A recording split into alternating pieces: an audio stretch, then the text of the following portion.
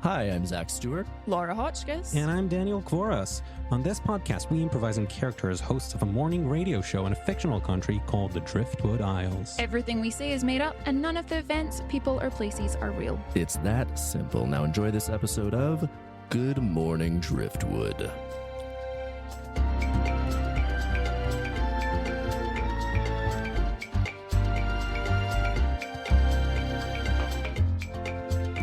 And we are back with you, Driftwood. Good morning to you. Good morning, Driftwood. I am one of your co-hosts, Bench PerDiem. With me, as always, Dirk Wiley. Well, hello there, buddy. And Penelope MacGuffin. Also here. Affirmative. Okay, so... Business. Penelope's all business. We need to get to business because just to clear this up, we have had our survival wilderness exam that we have been preparing for live on air.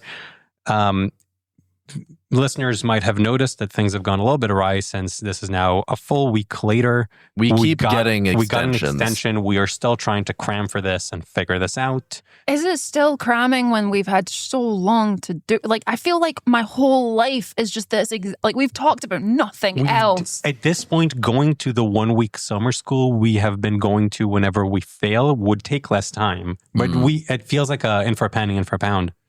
In for a penny. How do you feel about that, penny? I hate that. You hate that expression? I hate that I'm in for the less amount. You should it should make be a friend. In for a pound, in for a penny. That would make because you have more value. Yeah.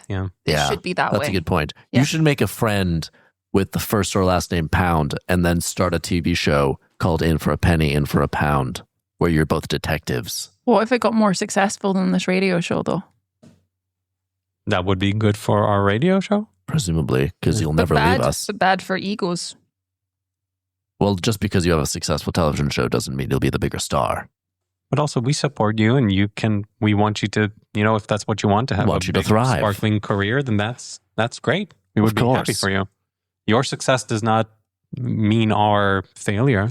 It mitigates nothing with regards to any of us. We know you're the prodigy. You were the prodigy. We've talked about it. You came into the show having all cylinders go from day one. Yeah, I think the issue would be the fact that we have been having this discussion for about a minute now, and Penny will not make eye contact with either of us. Because she's locked in. I need to pass this, or there's no TV show. The survival test. Let's get into the it. Driftwood survival exam that all citizens must take every year. Give us another chapter, another I'm trying to find, quandary.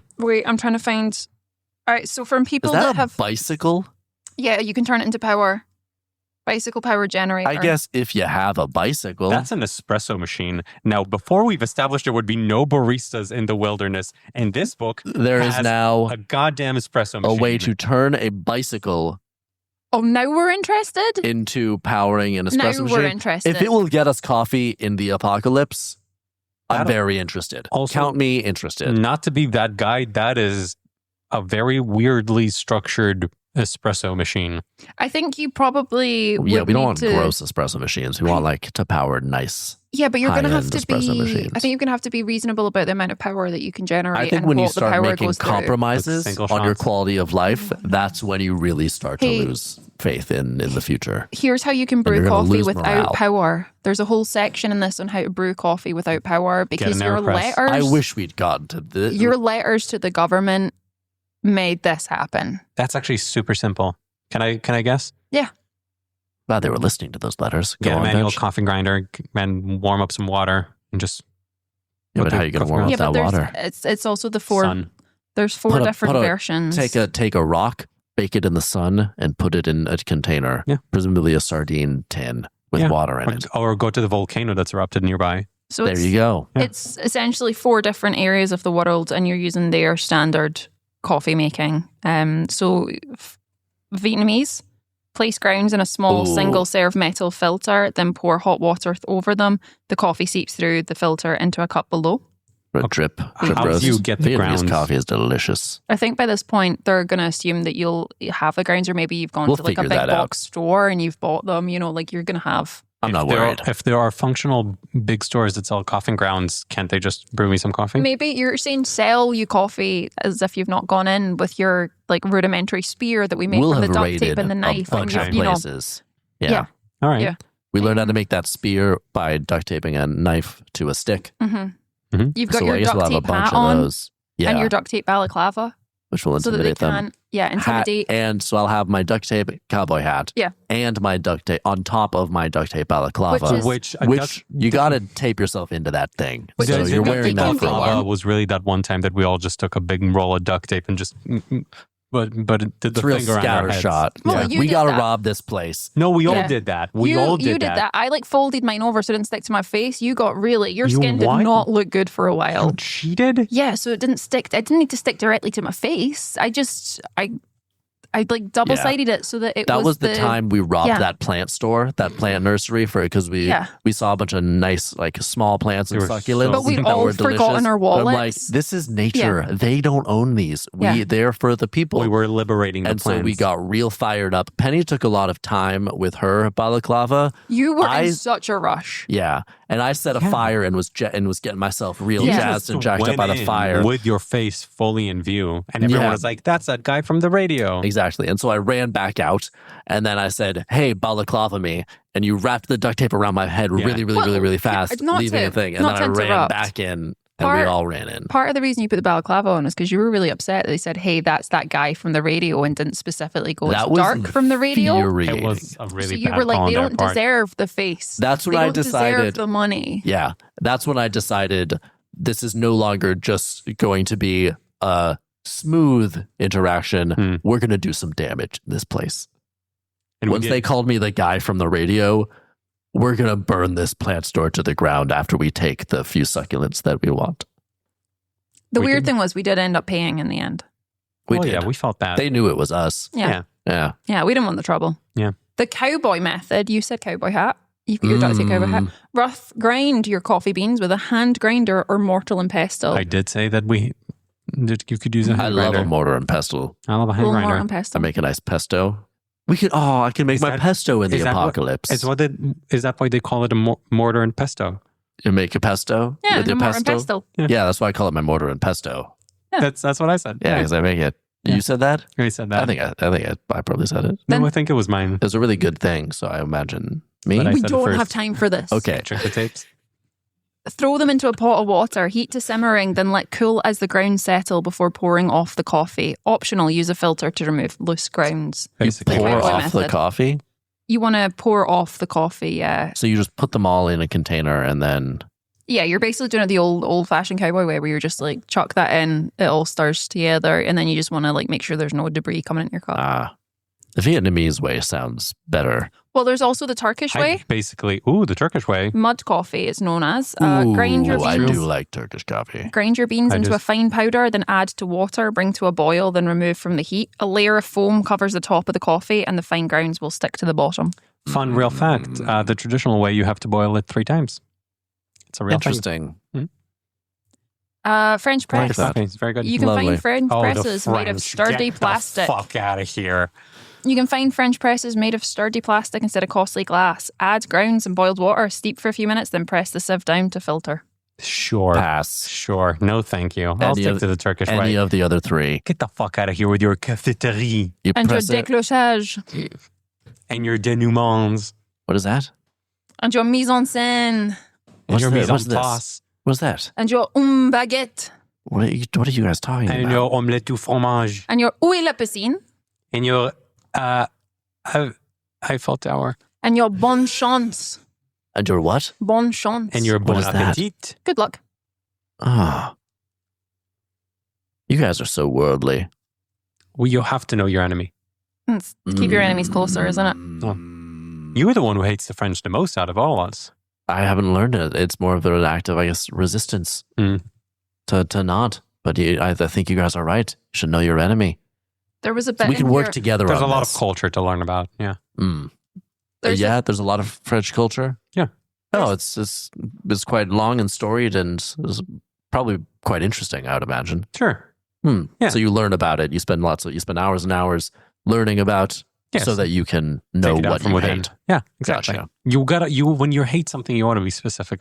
I don't want to really just luxuriate in the music and the culture and the food. Yeah, so that you can know that you don't like it. Yeah, you got to know that if it's if the croissant is straight, then that means it's all butter. But if it's slightly angled, that means it can be whatever kind of fat that they use there. I'm trying to find the bit. Actual laws. Interesting. I think. You said this sounds like from experience. You probably have cooked all kinds of glorious, beautiful, buttery French pastries and cuisine. I've cooked so many French pastries, and that really does a number on them. When you saute a baguette, I'd imagine it gets a nice and caramelized. Yeah, it sounds nice. A little toasted, put a little rosemary on it. Oh. So that you can then take it down. So you can take down the French culture. Yeah. Oh, I see. That makes sense. Again, mime. Oof. I'm trying to find. So you've learned how to mime as well. Yeah, I've gotten really good at miming. Taking lots of miming classes. Yeah. Really, I'll do some right now, just for our listeners on the radio. Whoa. Okay. Ooh, how did you make yourself larger? Your face just expanded. Wow. Mime is magical. And scene. Wow. It's an art form, Lecoq. What did you just call me? You watch your mouth, sir. Jacques Lecoq is the father of French clowning, really. Jacques Lecoq is the name of the father of French mime. Clowning. Of clowning. Yeah. Jacques Lecoq. Mm-hmm. Is that a given name or is that a stage name? I believe it's a given name. I don't know. I have his book. Okay. I can understand why he got into comedy and clowning. I mean, with a name like Lecoq. Yeah. Yeah. It's called making lemonade out of lemons. It's called making lemonades out of lemons. Yeah, French lemons. That's what it's called. Yeah, learn some English, French. Penny, you're real deep in that book. Trying to find. Not engaged in this conversation in many ways. What are you looking for there? Trying to find the section that we definitely are not up to date with, which is. Yeah, there's just one left. Repurposing street drugs. Fantastic. Okay, we continually get this wrong. I've got a lot that we can repurpose. I've got reservoirs. We get this wrong every time. Okay, so there are. And I call them street drugs. But I say, hey, would you guys like any street drugs? And people keep thinking that you're a cop when you say that. Because you want I think it sounds more sophisticated. Yeah. And I think you need to be organized with your street drugs versus your multi-pack of paracetamol that you got that day. Yes. Like you want to make sure you don't. That I make myself. Those are your indoor drugs. Yeah. Different than your street drugs. Yeah. I think it's important that people know where the drugs came from. Yeah. The street. Yeah. These are drugs from the street. Well, so as we know, when you sometimes, if you were getting a takeaway and your parents were Love where this is going. Don't order rice. We've got rice here. I'm just make rice in the house. And that was always disappointing because that was not the same rice, but it's house rice. You would call that rice. It'd be like, oh, don't do house rice. You do house paracetamol, house ibuprofen. Yes. You got a lot of medication that you'll just homebrew. I call them. Artisanal. Small batch. There you go. Small batch artisanal. Indeed.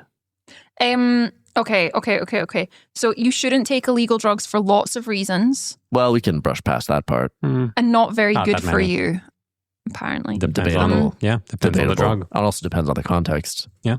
Also depends what on are you trying to accomplish? Yeah. That said, if you're truly desperate and happen upon someone's stash, many illicit substances have surprisingly licit uses. After all, I love many how of them started out as medicine long far ago. it's bending over backwards to be like drugs are bad, but they're actually really useful in post-apocalyptic scenarios and have many valid uses. But they had to get through like a whole paragraph of no, but they're bad. We're gonna make sure that this book is not coming across as pro-drugs. Do you ever read a paragraph and can just tell the tone that it was written? Like, of course, drugs are bad. It's just like it reads sarcastically. Mm-hmm.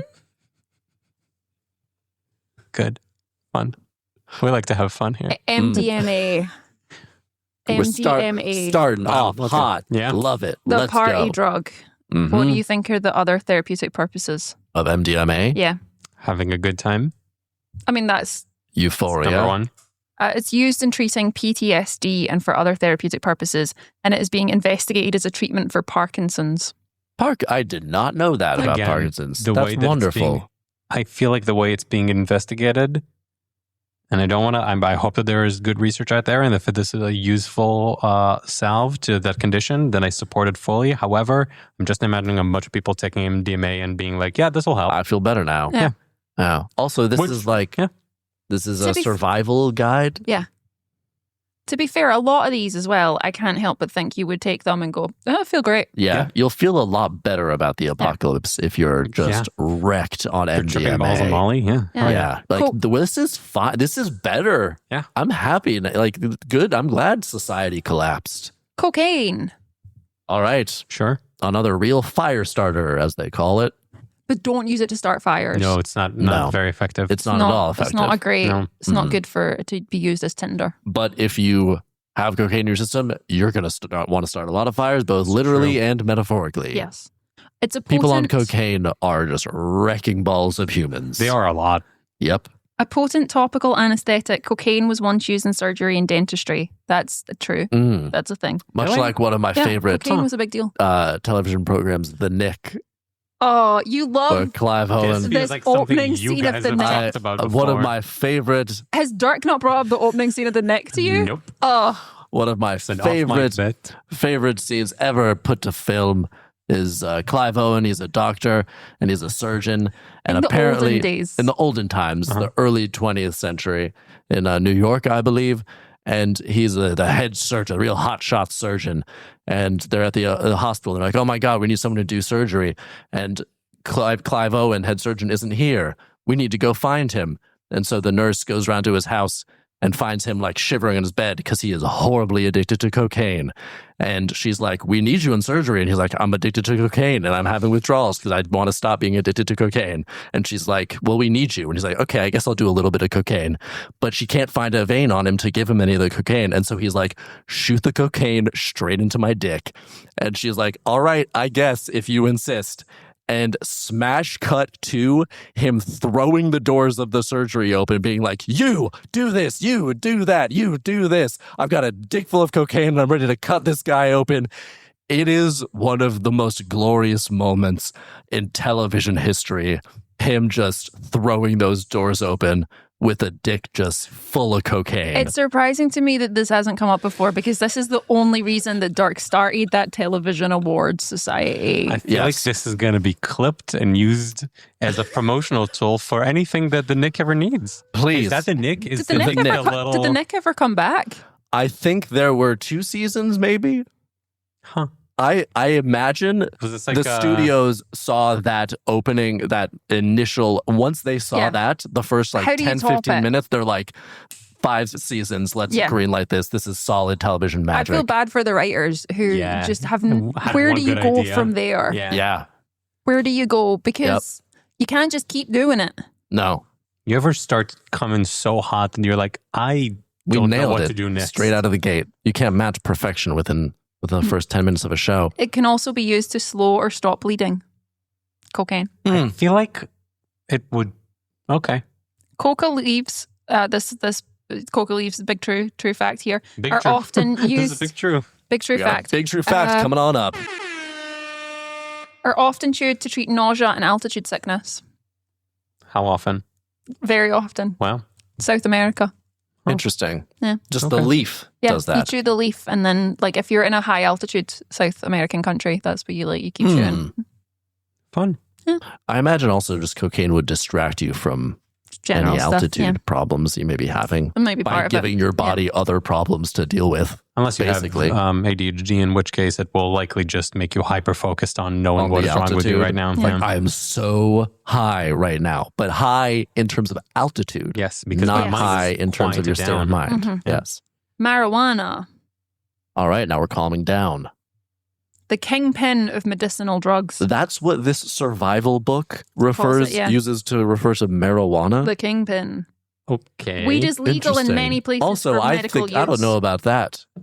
I don't know. The kingpin of medicinal drugs, it says? Yeah.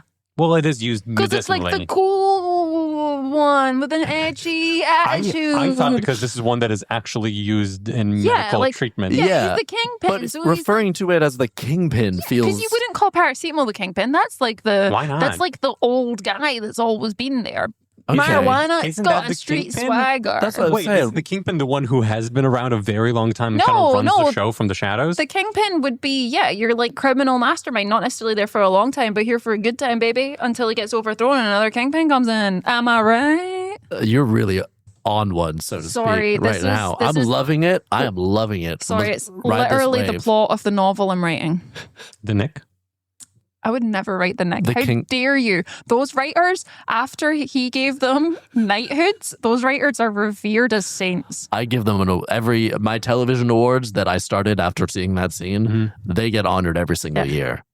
They're the board, basically. Actually, they have a whole tier, a whole balcony to themselves at the awards. You realize when you look at the name of the awards that when you just take the letters from the first word, it just is the Knick.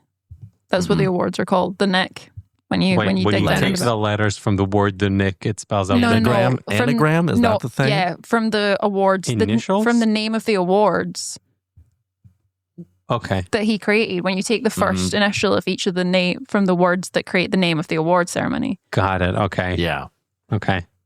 So Kingpin. There's something insidious to the term kingpin, is my point. Whereas, why don't they just call it the king of medicinal drugs? Yeah, the kingpin. I mean, because it's street drugs, I guess. So you got to make it a pin. Yeah, it's got a cool attitude. It's got to be street. They've got to keep it street. Approved for treating nausea, insomnia, chronic pain, anxiety, and epilepsy. Epilepsy. That was one I didn't know about. Huh? There you go. LSD.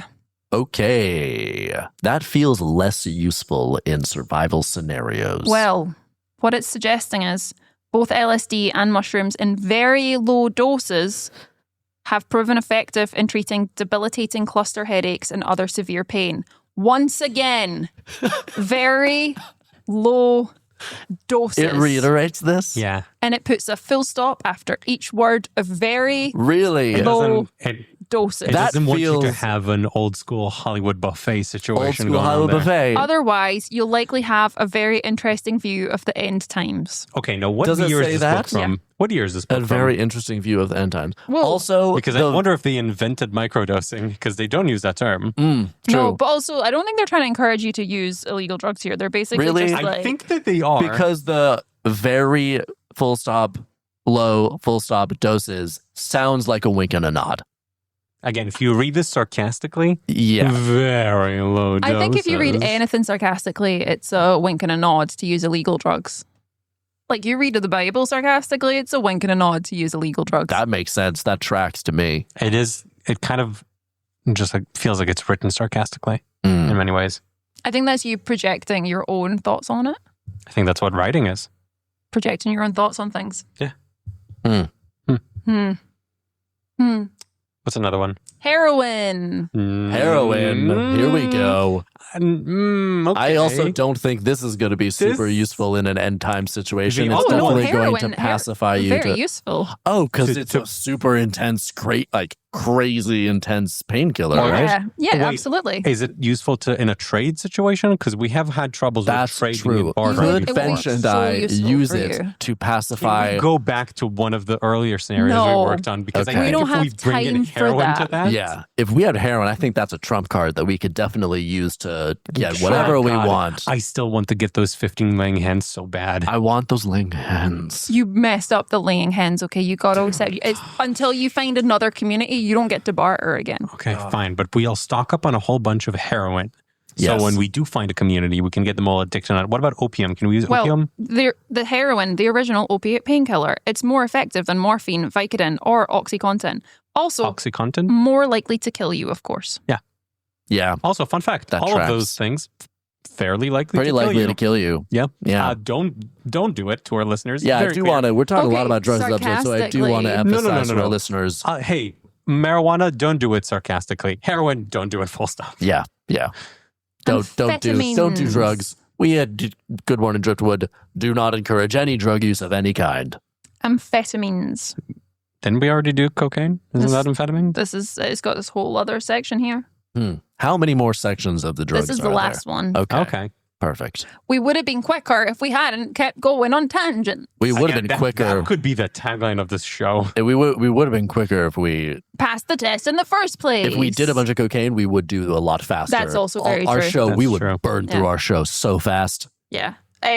Useful in treating some severe allergic reactions, as well as narcolepsy and ADHD. Studies show some evidence of efficacy. That's it. I can never say that word. In helping stroke victims recover. Hey, Penny. You just did it. You just said that word. It's because he said it and I repeated him. Because I'm a little imitator. Hey, but you did it. Good job, you. That's how you learn. That's how you learn. You imitate and then you innovate. You imitate and then you innovate. She gets it. She gets it. There you go. I feel so validated by you. I feel so seen by you right now, Penny. I would look up and confirm that, but I've got to look at this book. Oh, God. Okay, do you have one more thing for us there? Before we take the plunge and one do the more test? thing? I've got 700 more things. All right. Well, you know what that means. We're going to come back for another round of survival tips. We gotta round this out. We gotta do this. And we'll be back. Good Morning Driftwood is executive produced and hosted by Zach Stewart, Laura Hotchkiss, and Daniel Kvoras. Engineered and produced by Zach Stewart. Music by Daniel Kvoras.